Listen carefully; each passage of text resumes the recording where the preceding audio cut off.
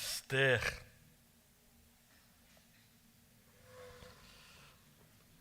Certamente você que é criado no Evangelho, foi criado no Evangelho, só ouviu a história de Esther em EBF, EBD, alguns eventos aí para crianças, ou citando, enfim, ou caso não, né?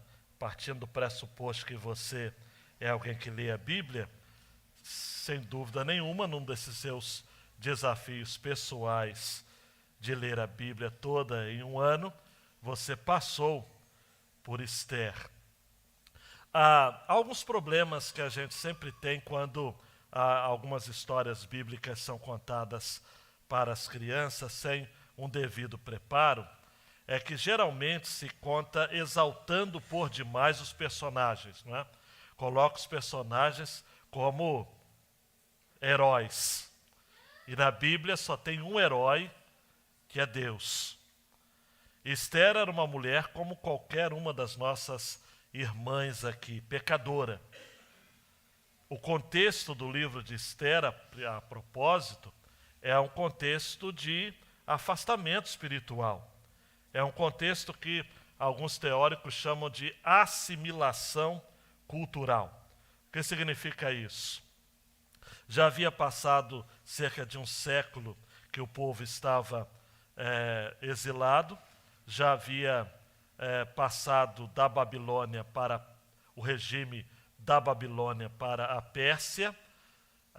O ambiente que a gente tem histórico aqui, cultural, é um ambiente pagão, e havia uma assimilação ou uma perda de identidade relacionada ao povo de Deus muito grande. Os princípios que os pais, os avós haviam tido enquanto em Jerusalém, em Israel, já haviam se perdido tudo. Um século, amados, afastado da terra, mal comparando, por exemplo, como se fosse um século longe de um ambiente onde a palavra Deus, Israel, aliança, eles não ouviam mais nada disso. Até a questão dos nomes é muito interessante, porque Esther não é um nome hebraico, é persa. Significa estrela. E ela é uma personagem central do livro. Junto com Esther, tem um tio dela que a criou, chamado, em algumas versões, Mardoqueu, outras versões, Mordecai, que é um nome persa também, com origem babilônica, que significa aquele que serve a Marduk, que era uma divindade da Babilônia. Então, as pessoas de referência que a gente tem no livro, Mardoqueu e Esther, foram assimilados completamente pela cultura persa. É tão verdade que Mardoqueu, quando sugere, indica, encaminha Esther para fazer parte daquele grupo que dali seria escolhida a nova rainha, Mardoqueu avisa Esther dizendo o seguinte: não fale de onde você veio. Não é? Eu fico imaginando, amados, claro que comparando, salvaguardadas as devidas proporções, alguém que vai procurar um emprego e chega um familiar e fala o seguinte: não fala que você é crente. Não fala que você é crente. É a mesma ideia. É a mesma ideia. Por isso que o livro de Esther é extraordinário, porque um Deus que se mantém fiel a um povo infiel e que usa pessoas improváveis. Por isso que é o único livro da Bíblia que não tem a palavra Deus. Porque até o nome de Deus se perdeu. Usando uma expressão poética, né? na poeira da história. Não havia. Era a casa da Pérsia. Usando a expressão do Garófalo no livro, Esther na casa da Pérsia. De certo modo, amados e amadas, este livro evoca também a nossa realidade neste mundo. Nós estamos aqui, amados, no mundo, mas não somos do mundo, estamos nessa imensa Pérsia. E alguns de nós já estão tão aculturados a este mundo que, por exemplo, já não fazem nenhuma diferença. Faleceu essa semana o irmão André, não é? Líder, fundador da missão Portas Abertas, que atende cristãos perseguidos no mundo. Um dia perguntaram para o irmão André, nós aqui do Ocidente, irmão, devemos temer uma perseguição também aos cristãos? E o irmão André teria dito assim, não, o cristianismo que se vive no Ocidente não iria provocar perseguição alguma. Eu posso dizer que isso é uma lástima, não é? Então, esse livro é um choque de realidade. Este livro, eu ouso a dizer que ele é o contraste do livro de Daniel. Porque no livro de Daniel, Ananias, Misael e Azarias mudam o nome deles, Beltesazar, Sadraque, Mesaque e Abednego, mas mesmo assim eles decidem ser fiéis. O livro todo de Daniel, essa turma vai ser fiel.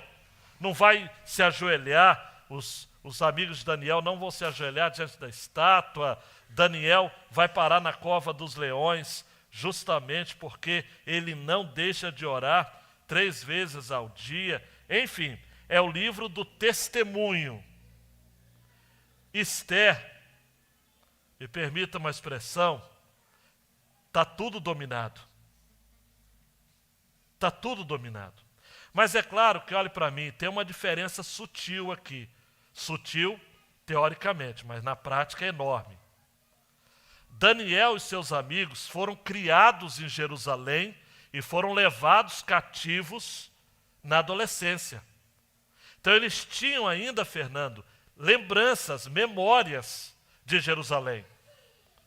Eles saíram de Jerusalém, mas Jerusalém não saiu deles. Agora, Esther, Mordecai ou Mardoqueu, eles haviam nascido no cativeiro. Eles nunca viram Jerusalém. Nunca ouviram. Nós nem sabemos, amados, se eu tenho para mim, ao longo da leitura do livro, de que eles não tinham realmente nem cuidado quanto às orações, à leitura da palavra de Deus. Viviam ali. Mas ao longo do livro acontece algo, Deus permite que ocorra algo para acender uma centelha, para acender uma fé adormecida.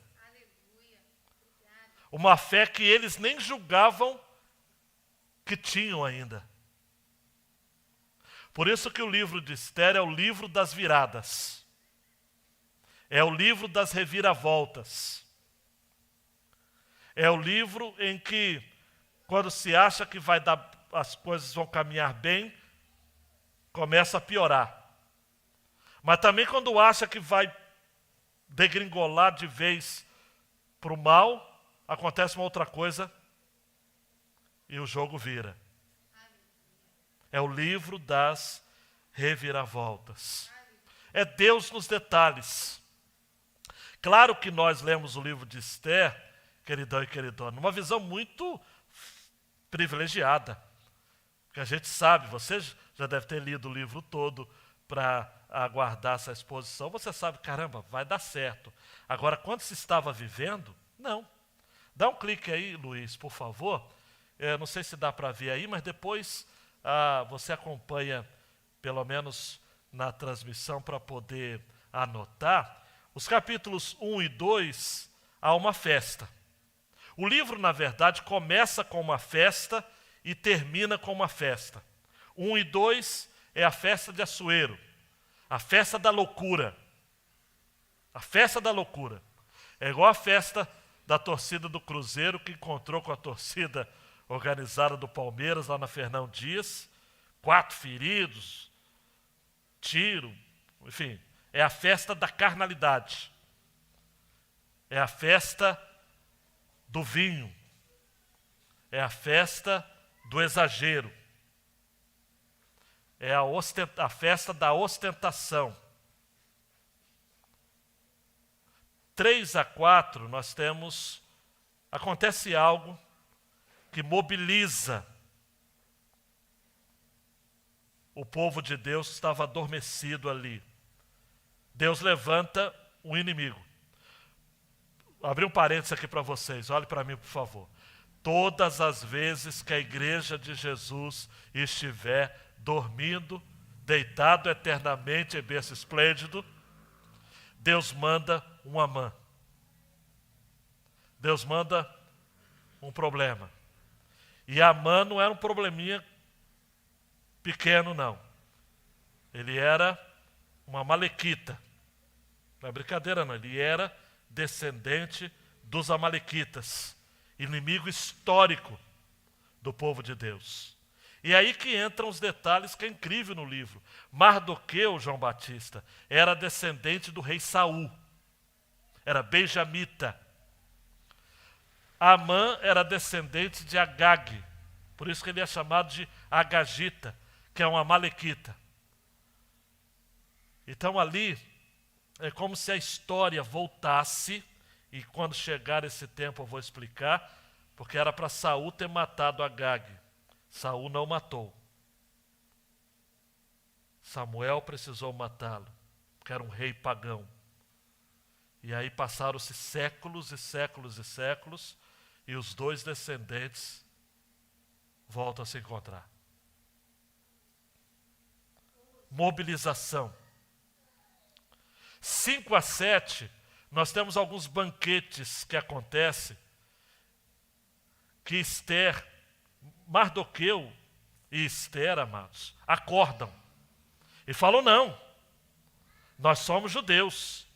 Mardoqueu que havia dito para Esther, Esther, não fala que você é crente, não. Agora, Mardoqueu assume esse papel, cobra uma posição, e Esther chega até a dizer a Esther o seguinte, olha, eu vou fazer algo. Se eu morrer, morri. Ela usa essa expressão. Se eu perecer, pereci.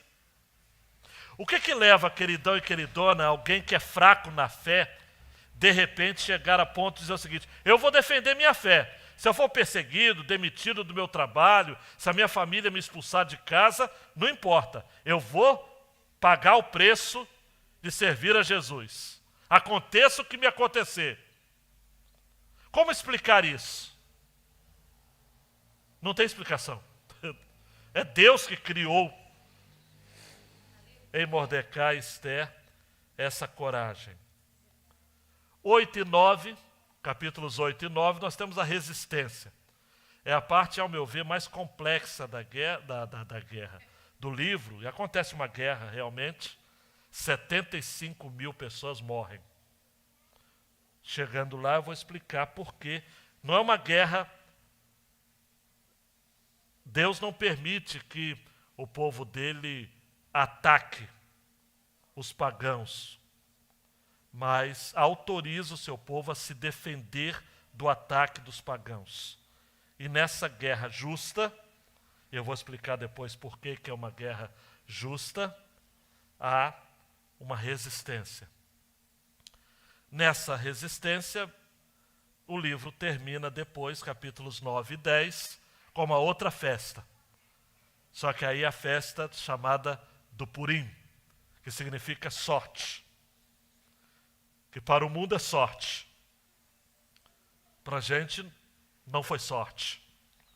Nunca foi sorte. Sempre foi Deus. Deus nos detalhes. Por isso, Luiz, a grande ideia deste livro, dá para a gente dizer juntos? Acho que dá para estar claro para a gente ver juntos, né? Vamos lá?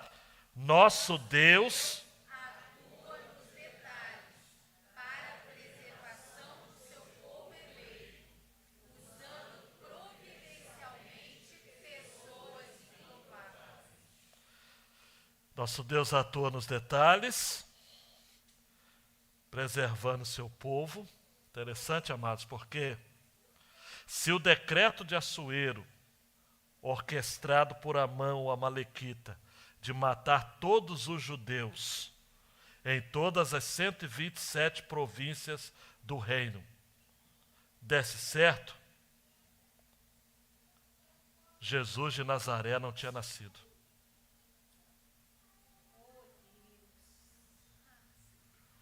Nenhum de nós estaríamos aqui. Deus preservou lá para preservar cá. Esse é o nosso Deus. Avançando, a mensagem de hoje é essa ostentação na casa do rei. A casa do rei, amados, sempre tem ostentação. Sempre tem bebida. Assuero é o rei que só vai aparecer no livro de Esther bêbado. Ele nunca está sóbrio. Ele é o rei da ostentação. Quem assistiu o filme 300, levante a mão. O filme 300. Se quiser assistir, assista. Aquele rei, interpretado pelo Rodrigo Santoro, assim meio tipo rainha do carnaval, mas aquele personagem, não aquela invenção de Hollywood, mas aquele é o período que remonta uma história real, onde na Batalha dos Termópilas, que ocorreu em 480 a.C., 7.000 soldados gregos, comandados por 300 espartanos e o seu rei Leônidas I, lutaram contra 100 a 150 mil homens das tropas do Império Persa, liderados por Xerxes, que é esse rei Assuero aqui. Tá ok? Não foi ainda a vitória definitiva, obviamente, mas os gregos mais tarde conseguiram implementar uma estratégia que culminou na derrota e no vexame dos persas. Esse Assuero teve seu orgulho ferido, não é? Há quem diga que entre o capítulo 1 e 2 tem esse contexto de batalha, e por isso que Esther, por providência de Deus, foi elevada a ser rainha, porque quando Assuero volta da guerra, ele se lembra do que ele havia feito com Vaste, que você vai saber isso na próxima quinta-feira. Ele, bêbado, resolveu exibir a sua esposa para os convidados da festa. Vaste não quis esse tipo de exibição, participar desse festival da carnalidade, é deposta. E aí há quem diga que entre o capítulo 1 e 2, Assuero tem essa derrota que o filme 300 mostra, e ele então, para ser consolado da derrota, resolve fazer um concurso escravizando mulheres para escolher aquelas que comporiam o seu novo harém. Dentre elas, uma que seria colocada na posição de rainha. Que talvez você fale, por acaso foi Esther escolhida, né? Mas não é por acaso, por providência foi Esther escolhida. Deixa eu só parar aqui. Deus está usando a história para o cumprimento dos seus planos. Nunca foi sorte. Sempre foi Deus. Vamos ao texto então, primeiro, dos versos de 1 a 9 do capítulo 1 de Esther. Isso aconteceu nos dias de Assuero, o Assuero que reinou sobre 127 províncias, desde a Índia até a Etiópia. Naqueles dias, quando Assuero reinava na cidadela de Suzã, no terceiro ano do seu reinado, deu um banquete a todos os seus oficiais e servidores. O exército da Pérsia e da Média, bem como os nobres e os governadores das províncias estavam presentes. Então Assuero mostrou as riquezas da glória do seu reino e o esplendor da sua excelente grandeza durante muitos dias, durante 180 dias. É isso mesmo, 6 meses de festa. Passados esses dias, o rei deu um banquete a todo o povo que estava na cidadela de Suzã, tanto para os maiores como para os menores, durante 7 dias. Para o povão, só 7 dias. Para os nobres, 1 ano e meio. Para o povão, 7 dias. Tanto lá quanto cá, amados, o povo está sempre ficando com a pior parte, né? Mas vamos prosseguir. Havia cortinas de algodão. Atenção, irmãs, olha só a clareza do relato bíblico sobre a riqueza do Império Persa, que hoje é o Irã, o país do Irã. Oremos pelo Irã, que está vivendo uma situação difícil também. Havia cortinas de algodão, brancas e azuis. As cores da Pérsia era branco e azul, tá? E as colunas de alabastro, a armação, alabastro é uma espécie de mármore, né? A armação dos leitos era de ouro e de prata, camas de ouro, sofás de ouro, amarradas, e a armação dos leitos era de ouro e de prata, sobre um piso de pórfiro, de mármore, de alabastro e de pedras preciosas. Então era opulência. A Pérsia era algo opulento. Talvez por isso que o pessoal do filme resolveu colocar Xerxes retratado daquele jeito escandaloso até, né? E até efeminado, né? Mas isso é outra coisa. A bebida era servida em taças de ouro, de vários tipos, e havia muito vinho real, graças à generosidade do rei. Bebiam sem restrições, como estava prescrito, pois o rei havia ordenado a todos os oficiais da sua casa que fizessem segundo a vontade de cada um. Quem queria beber muito, bebia muito. Quem queria beber pouco, bebia pouco. Quem não queria beber, não bebia. Mas, de todo modo, a ordem é: vamos beber sem restrições. Tá ok? Sem restrições. É como se não houvesse amanhã. E o versículo 9, só para fazer essa transição, a rainha Vasti deu um banquete às mulheres no palácio do rei Assuero. Porque na cultura persa, festas eram só para homens ou só para mulheres. Por isso que não é eu fiz um comentário aqui, parece que é um comentário solto, por isso que a questão da homossexualidade era muito gritante. Sempre foi, né? Hoje também, mas na antiguidade. Porque eram festas com pessoas do mesmo sexo e que aconteciam de tudo. Só Deus, não duvido o que acontecia. E sempre regado a muito vinho. Muita bebida mesmo. A vasta maioria das pessoas hoje em dia verá sua própria experiência em Esther, muito mais do que em muitos dos outros livros da Bíblia. Um mundo onde eventos e situações não mostram ações óbvias de Deus. Nosso mundo é assim. Nem sempre o que vivemos, amados, ou o contexto que vivemos, Deus parece estar óbvio. Muitas vezes nós vivemos, não quero confundir a sua cabeça, muito mais a presença da ausência e pensamos até que estamos vivendo a ausência da presença. Nada fora do ordinário, nada milagroso e nada explicitamente sobrenatural.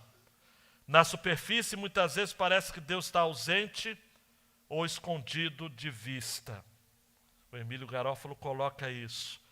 Vivemos muito mais, amados, à luz do contexto de Esther do que a gente costuma imaginar e aceitar. A divisão desse texto é simples, João ajuda, mas antes a grande ideia desta passagem é: o reino dos homens é ostentação que não rende glória a Deus. Um paralelo entre o reino dos homens e o reino de Deus. O reino de Deus é justiça, paz e alegria no Espírito Santo. O reino de Deus é simples. O reino de Deus é comunitário. O reino de Deus, usando uma expressão conhecida de alguém, o reino de Deus é formado de amigos, né? Amigos e irmãos. Amigos mais chegados que irmãos. O reino dos homens, ninguém é amigo de ninguém, só é companheiro de copo. Você conhece ali a pessoa, ela está bebendo com você, é seu amigo. Mas tira o copo, tira a bebida, você vai estar sozinho. Se você cair na sarjeta, bêbado, você vai ficar sozinho. Nenhum amigo de copo vai lhe socorrer. Você é amigo quando está pagando tudo, fazendo bem. É o reino dos homens, é o reino da ostentação. Não rende glória a Deus. Rapidamente, a estrutura é simples. Um rei em seu trono diante dos nobres, então ele está diante dos nobres. 6 meses de festa. Depois um rei se exibindo para o seu povo, versículos 5 e 6. Ele está com o seu povo ali, os plebeus. E depois, 7 a 9, eu quero destacar um rei que bebia e deixava beber. Mais do que deixava, eu coloquei deixava, mas ainda é forte o verbo, fraco o verbo. Bebia e obrigava a beber. Bebia e obrigava a beber. Diante dos nobres, amados, só para fazer aqui um destaque, são 127 províncias, diz o texto.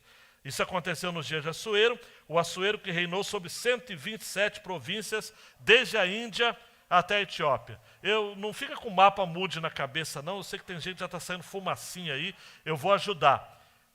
Constituía em países de hoje: Irã, Iraque, Líbano, Israel, Jordânia, Egito, Turquia, Grécia, região dos Balcãs, Rússia, Afeganistão e Paquistão.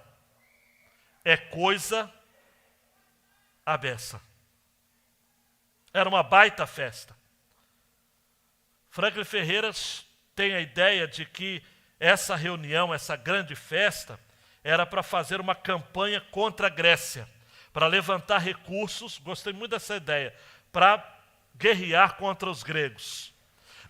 Assuero havia sido bem sucedido lá no Egito, ele havia vindo de uma batalha muito bem sucedida, ele estava em alta, ele estava bastante popular. Esse Xerxes é neto de Ciro, o rei que havia libertado o povo de Deus depois de 70 anos de cativeiro, e ele estava realmente em alta. E agora ele expõe essa grandeza nos seus detalhes numa festa então que dura 6 meses. Versículo 4 diz que ele mostrou as riquezas da glória, anote aí, do seu reino e o esplendor da sua excelente grandeza durante muitos dias. O reino era dele, a excelência era dele. Amados, nós que vivemos também no reino dos homens, e embora estejamos debaixo do governo do Rei dos Reis, nós não deveríamos ficar surpresos quanto a isso. A gente olha na televisão, eu não estou falando só em reis, em presidentes, em monarcas, amados, jogadores de futebol, empresários, astros dos outros esportes, celebridades. Essa turma é a turma da ostentação. Eu sei que às vezes, amados, dá uma fragilizada sua, dizendo o seguinte: ah, meu Deus, quando que eu vou ter isso? Não é para você ter. O reino dos homens é ostentação que não glorifica a Deus. Esse texto aconteceu, obviamente, anos depois, lá daquela festa de Belsazar, que está lá em Daniel, e você sabe. Belsazar pega os talheres, os copos, as peças do povo de Deus para a festa. E ali, usando uma expressão que o Hernandes usa, a festa termina no funeral. Belsazar morre naquela mesma noite, depois de ver uma mão escrevendo na parede daquele palácio: Mene, Mene, Tekel, Ufarsim. Pesado foste na balança e foste encontrado em falta. O teu reino será dividido aos medos e aos persas. Belsazar era babilônio. E ali naquela noite, Dario I entrou sorrateiramente pelos lençóis de água debaixo da fortaleza de Belsazar e, surpreendentemente, naquela mesma noite, o seu reino foi tomado. Queridão, um dia a casa cai. Um dia esses reinos, esses poderosos, a palavra de Deus diz que vão estar curvados diante do Senhor. Não inveje os ímpios. Não é para você mesmo. E não tem que ser. Tem um salmo muito interessante, que é o salmo de número 73 de Asaf, que ele começa a falar: eu comecei a olhar para aquilo que o ímpio tinha, e o meu coração começou a ficar afligido, e eu comecei a ficar castigado, até, versículo 17, que eu entrei no santuário de Deus e descobri qual seria o fim deles. E ao final, ele vai dizer, versículo 28 do Salmo 73, quanto a mim, bom é estar perto de Deus. Faço do Senhor Deus o meu refúgio para proclamar todas as suas obras. Se segura aí, se liga nisso, tá ok? Você que trabalha aí para esses granfinos da vida, não deixe isso entrar no seu coração qualquer tipo de inveja, não. É só ostentação. É como palha. Quando vier o juízo de Deus, não vai sobrar nada. Não vai sobrar nada. A segunda porção, dos versos 5 e 6, há uma exibição diante do povo, né? Depois desse tempo, 1 ano e meio, ou melhor, meio ano, né? 180 dias, foi a vez do povo, durante um tempo menor, conhecer a glória do rei.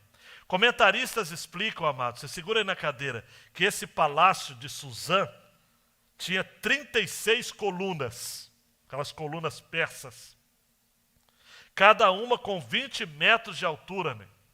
20 metros de altura, entalhadas com belíssimos ornamentos de ouro e cobertos por cortinas de seda. Xerxes era tão rico, amados, que depois da guerra contra os gregos, que ele fracassou e os persas tiveram que recuar, os gregos tomaram o seu acampamento.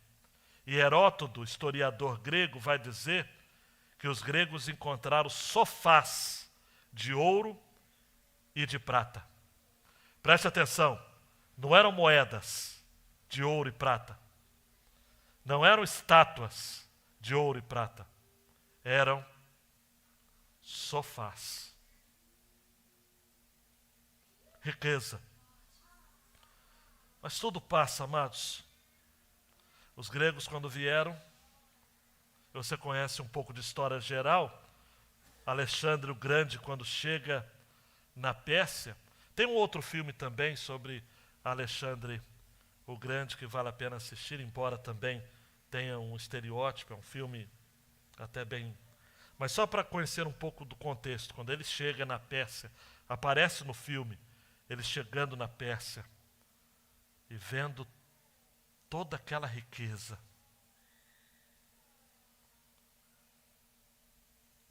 Deixada para trás. Abandonada. Amados e amadas, os babilônios foram, os egípcios foram excelentes. Passaram. Os babilônios foram excelentes. Passaram.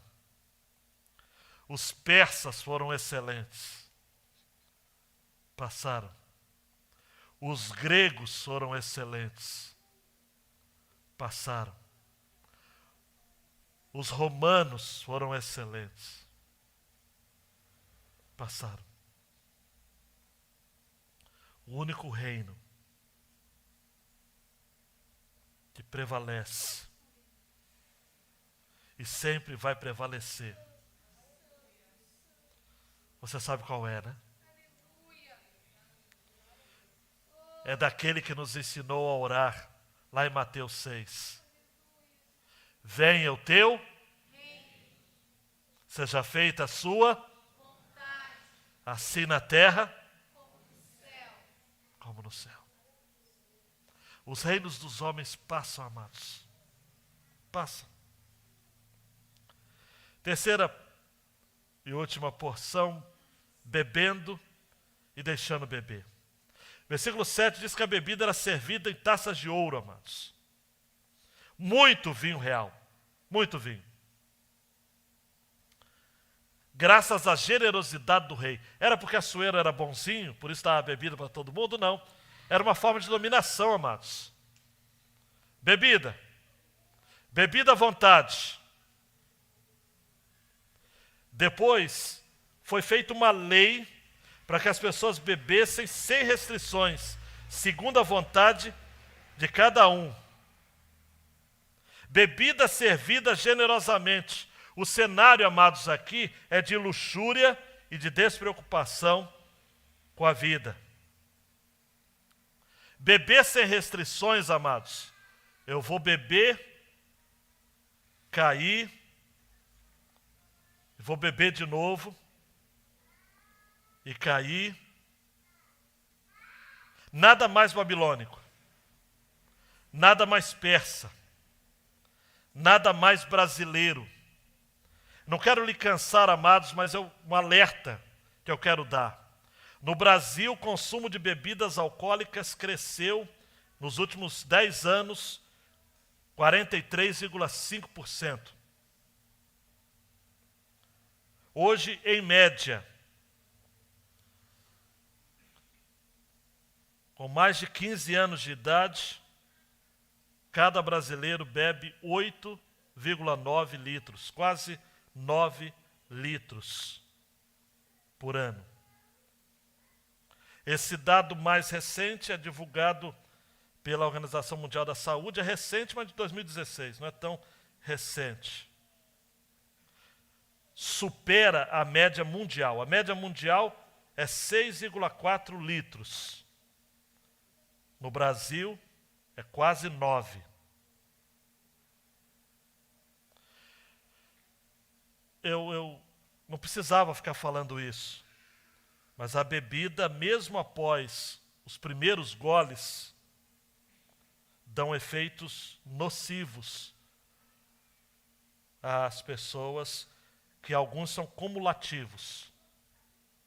Alterações cerebrais, lesões hepáticas, irritação do estômago, provocando enjoo, náusea, vômito, irritações, infecções, erosões na mucosa gástrica, resultando em gastrite aguda, disfunção renal, prejudicando a filtragem do sangue,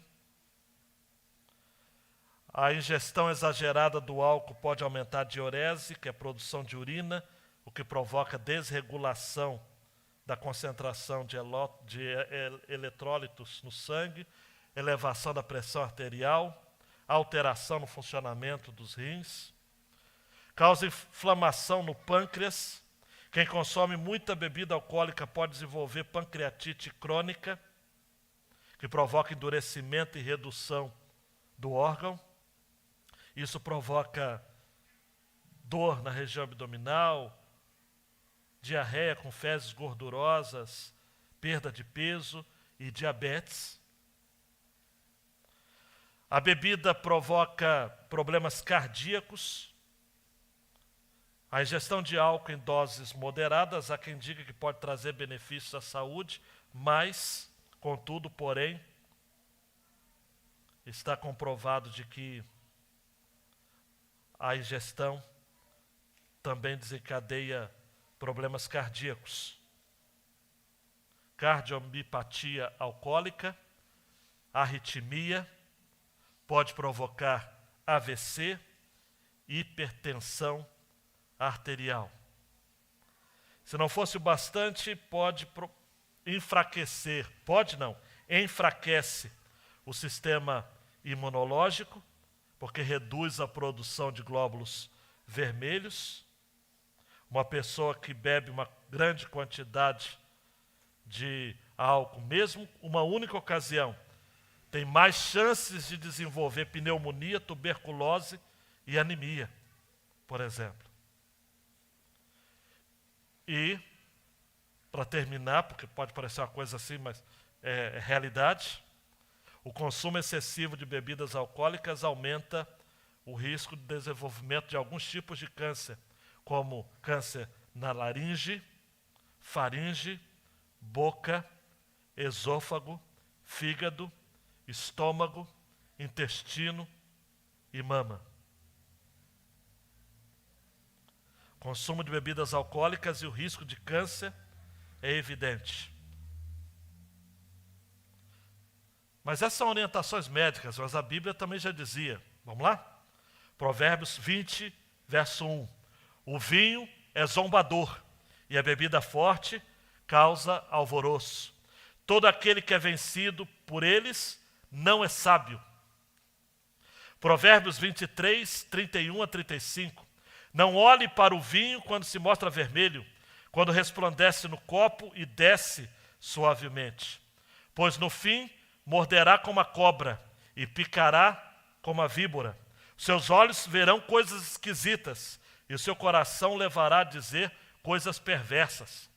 Você será como que se deita no meio do mar e como que se deita no astro do mastro do navio. Você dirá, fui espancado, mas não doeu. Bateram em mim, mas eu não senti nada. Quando eu fui despertar, então voltarei a beber. Versículo 9 fala sobre Vaste.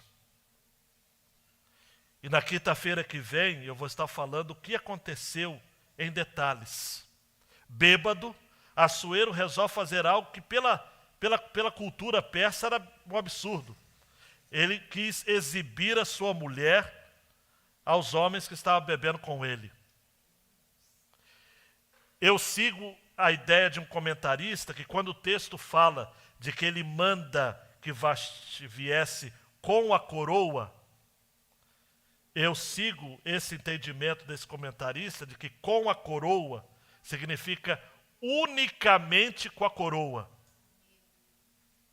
O pedido de Assuero foi que a sua mulher viesse nua, apenas com a coroa na cabeça. Daí me faz lembrar o que um comentarista chamado F.B. Meller disse: quando os homens se entregam à bebida, as suas mulheres correm sérios riscos. Quando os homens se entregam à bebida, suas mulheres correm sérios riscos. Tem gente aqui que atua em algumas situações aí de abordagens Eles já entenderam a minha linguagem. Que é claro isso daqui. Se tem bebida, tem agressão.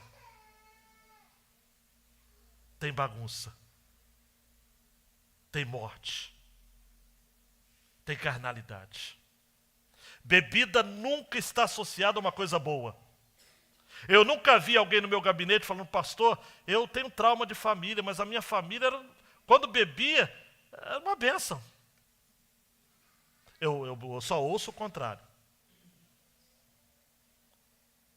Por isso que Paulo vai dizer aos Efésios, não vos embriagueis com mais, porque ninguém toma só um gole. Ninguém bebe só um copo. Ninguém. O princípio da moderação é não beber. O moderado não bebe. Esse é o moderado. Bebida é uma desgraça. Bebida é uma desgraça. Para terminar, João não, Luiz, acostumado a falar João. O reino dos homens é a si mesmo, muita ostentação e pouco conteúdo. O que tinha? Nada, era só riqueza. Isso me faz lembrar uma história que eu li de um homem que ele era tão pobre, que ele só tinha dinheiro. Porque ele era pobre, amados. Só tinha dinheiro. O reino de Deus não é comida nem bebida. Romanos 14, 17. O reino de Deus não é comida nem bebida. É justiça, paz e alegria no Espírito Santo. Luiz, as riquezas vêm e vão. E nós não podemos nos tornar reféns do dinheiro, né, gente? Não dá. Quanta coisa se perde, não é? Por conta da riqueza. O poder, amados, causa estragos. O poder, a riqueza, o poder, o dinheiro causam estragos na alma, em alguns casos, irreparáveis. Quem assistiu à trilogia do Senhor dos Anéis, por que Frodo precisou ser exilado ao final do filme, João Renato? Porque o contato dele com o anel do poder foi tão forte que causou estragos na sua alma. Ele não suportaria mais viver entre os iguais.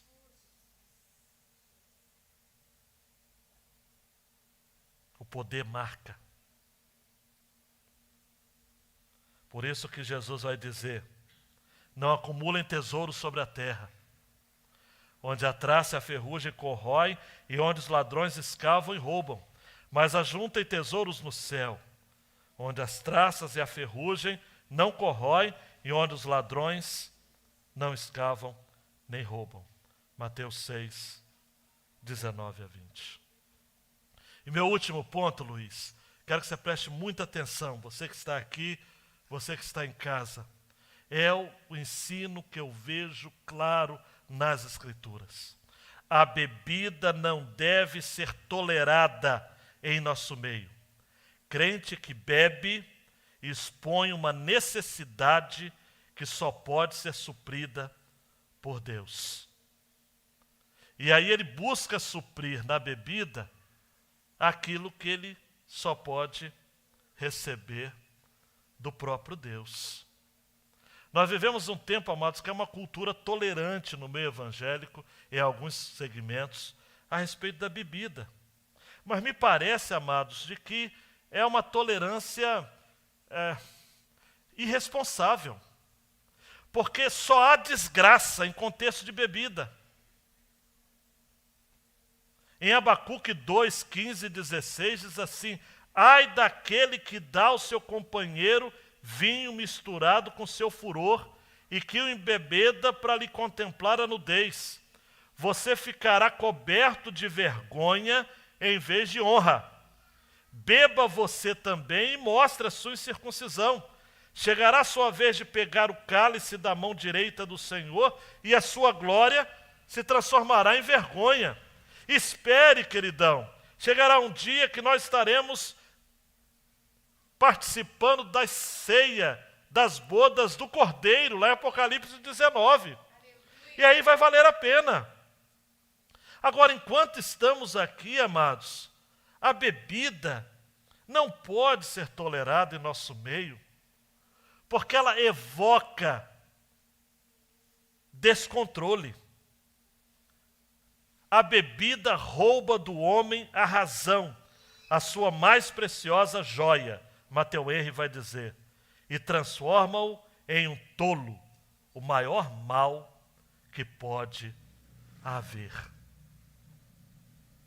Não tente administrar a bebida. Não pense que é só um gole. Eu acho irresponsável lideranças evangélicas que falam que a bebida pode ser tolerada com equilíbrio. Até mesmo porque esses líderes responsáveis vão estar cuidando das famílias por conta dos efeitos nocivos da bebida.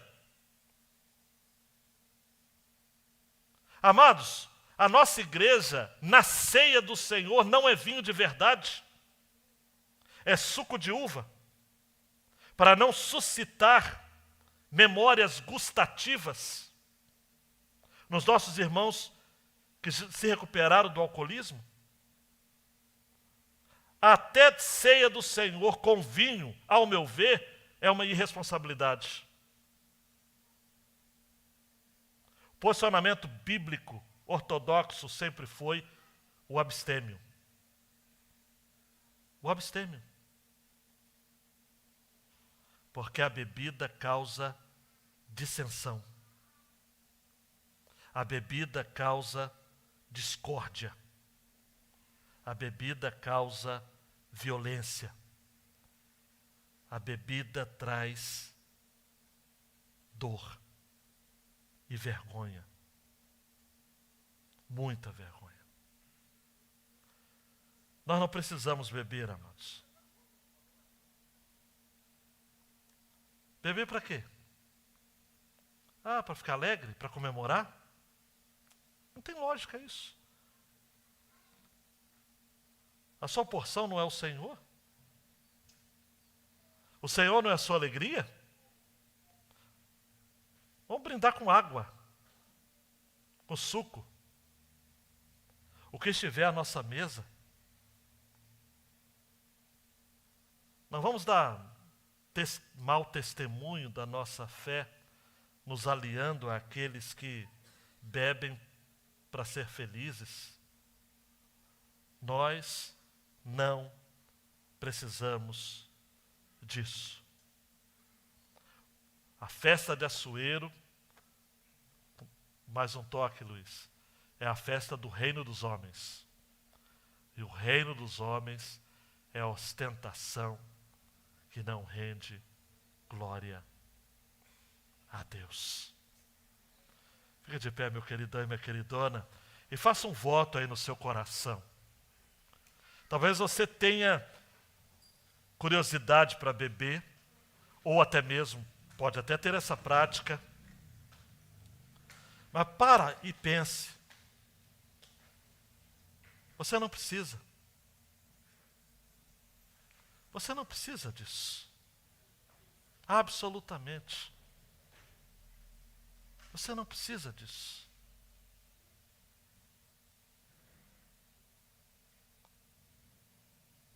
Pastor, mas tem culturas. O pessoal sempre usa esse argumento, né? Jesus multiplicou, ou melhor, multiplicou o vinho.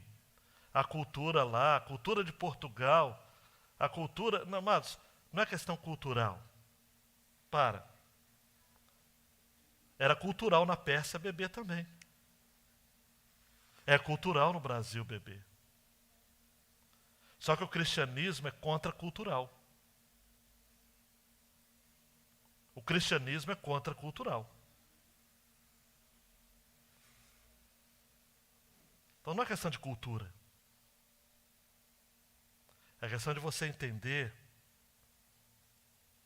que todas as coisas, como Paulo disse aos Coríntios, todas as coisas me são lícitas, mas nem todas me convêm. Não nos convém beber, participar de festas de açoeiro. Se te convidarem para uma festa de açoeiro, se você tiver que ir mesmo, não fica 6 meses, nem 7 dias. Passa 7 minutos, porque não é para você. Mas o crente hoje, é aquilo que eu falo, amados, Jesus morreu para tirar o seu pecado, não a sua inteligência. Você vai chegar no lugar e falar, esse lugar não é para mim. Vai te dar um. O Espírito vai tocar. Se você estiver no azeite, você vai entender. Se você estiver meio lá do que para cá, mas o Espírito sempre vai te avisar. Não é para você. E se não é para você, sai fora. Sai fora.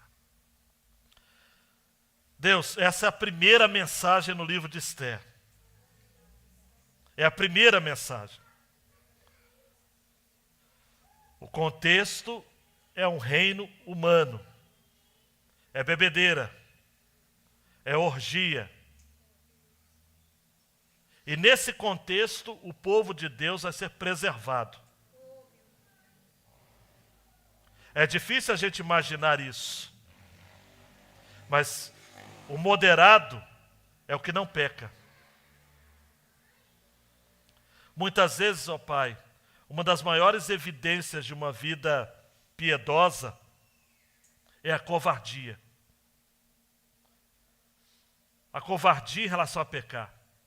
Foi a covardia que fez José fugir da mulher de Potifar.